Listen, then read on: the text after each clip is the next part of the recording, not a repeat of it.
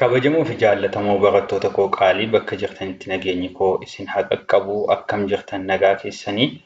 Guyyaa har'aa barnoota keenya kutaa 28ffaatiin walitti deebineetu jirra. Barnoota kanaanis hima jecha gabaabaarraatii ijaaruu ilaalla. Jecha gabaabaa fi jecha gabaabaa walitti qindeessuun hima ergaa gaggabaabaa nuuf dabarsan kan ilaallu ta'a. Namoonni chaanaalii kana subscribe hin taasisin jirtan yeroo itti aanutti barnootatti aanuun deebinee akka wal arginuu fi subscribe taasisuu hin dagatinaa. Namoota barnoonni kun barbaachisuufis share taasisaa. Viidiyoo kana like gochuudhaan haa eegallu. Namoonni informationii dabalataatiif yookiin barnootaaf nu barbaadan gama imo, WhatsApp fi Telegramiitiin lakkoofsa armaan gadiitiin nuuf bilbiluu dandeessu. Akkasumas barnoonni kun tartiiba isaa eeggatee kan deemaa jiru waan ta'eef kutaawwan kana duraallee seentanii ilaaluu dandeessu jechuudha. Kutaa tokkootii haga 28tti kanneen jiran ilaaluu yoo barbaadan seentanii ilaaluu dandeessu. Pileelistii tokko jala jira waan ta'eef baay'ee isin hin rakkisu. Kallattii maangaa gara barnoota keenya har'aa hima jecha gabaabaa tokko tokkoon kan ilaallu ta'a. Wanti isin jalqaba irratti hubachuu qabdan hima jechuun walitti qindoomina jechootaa jechuudha. Walitti qindoomina jechootaa jechiif jechi walitti dhufeetu ergaa wayii nuuf dabarsaa jechuudha. Ergaa addi dabarsu suni hima. Akkuma asirratti argitan kana mana gali. Yeroo darbe egaa mana kan jedhu akka jecha tokkotti dubbisnee turre, gali kan jedhus akka jecha tokkotti dubbisnee jirra jechuudha. Mana kan jettu kuni qobaasaa ergaa addaa wanta dabarsu hin qabu jechuudha. Gali kan jettu kunis qobaa addatti hiikaa dabarsitu hin qabu. Walitti dhufee mana gali. Mana gali gaafa jennu ergaa guutuu ta'e wayii nuuf dabarsaa jira jechuudha. Egaa hima gaafa ijaarru jechaaf jecha walitti qindeessineetu hima kan nuyi ijaarru. Himni tokko immoo jechoota lama qofaarraa osoo hin taane lamaa olirraatii jechoota baay'ee irraatii ijaaramuu ni danda'a. Kun garuu jalqaba irratti akkamittiin akka walitti finnee hima ijaarru akka isin shaakaltaniif jechuudha.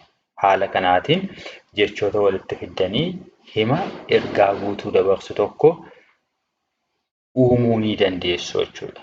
Xumura irratti immoo hima gaafa jennu xumura irratti tuqaan jiraachuu qabdi.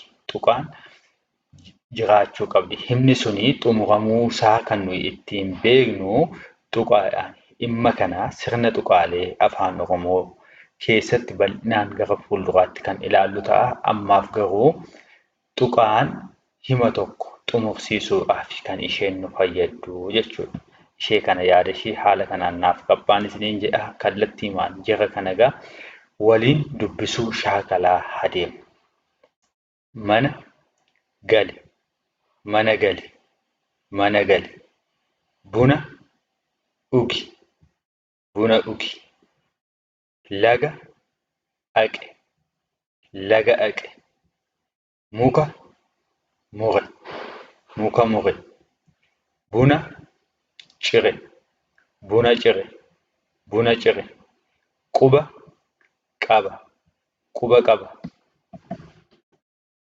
Buna bite, buna bite. Lafa qote, lafa qote. Gola lixe, gola lixe.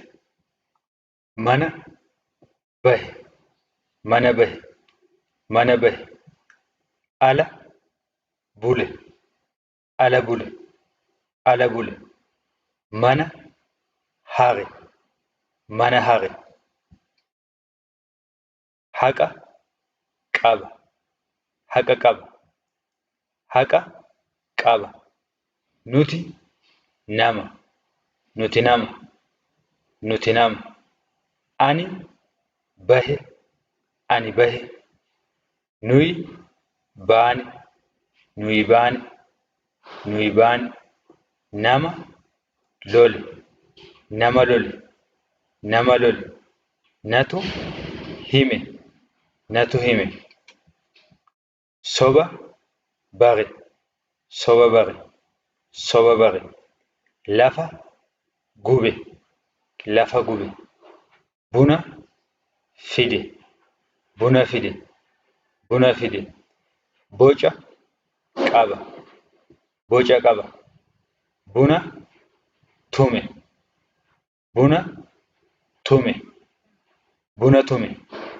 Bira gahe, bira gahe, bira gahe. Buna dhiqe, buna dhiqe, buna dhiqe, buna dhiqe. Ni dabe, ni dabe, ni dabe, ni dabe. Natu fixe, natu fixe, natu fixe, natu fixe. Fala fale, fala fale, fala fale, fala fale. Quba mure, quba mure, quba mure. Muka kute, muka kute, muka kute. Nama bute, nama bute, nama bute, nama bute.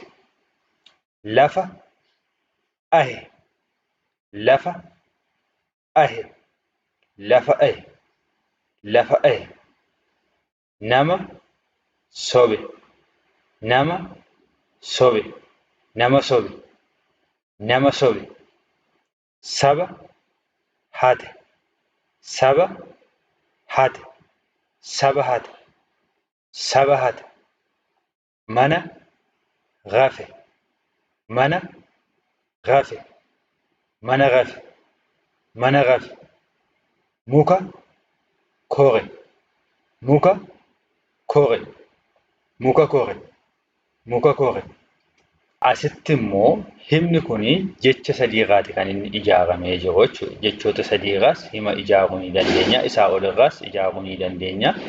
Jara kana gaamee waliin dubbisaa deema. Nama bira jira, nama bira jira, nama bira jira. Muka jala rafe, muka jala rafe, muka jala rafe. Kuma lama hate, kuma lama hate, kuma lama hate. Ana bira jira, ana bira jira, ana bira jira. Boca mukaa qaba, boca mukaa qaba, boca mukaa qaba. Ija lama qaba, ija lama qaba, ija lama qaba. Jara bira bule, jara bira bule, jara bira bule. Ala sana jira, ala sana jira, ala sana jira. Lafa onaa bite, lafa onaa bite, lafa onaa bite. Dhuma jecha sagalee gabaabaarraatii ijaaruu nuti armaan olitti ilaalaa turre kanneen armaan olii fakkaatu jechoota erga beektaniiti. Jechoota kana immoo walitti qindeessuun ergaa yookiin yaada keessan barreeffamaanii dabarfachuun kanumarraatii eegalte jechuudha. Kanaaf wantoota guyyaa guyyaatti barattan haala kanaatiin walitti qindeessuudhaan ittiin waa dubbachuu, ittiin ergaa keessan dabarfachuu, shaakaluu, haqumarraatii kaasaatii eegalaan isiniin jedha.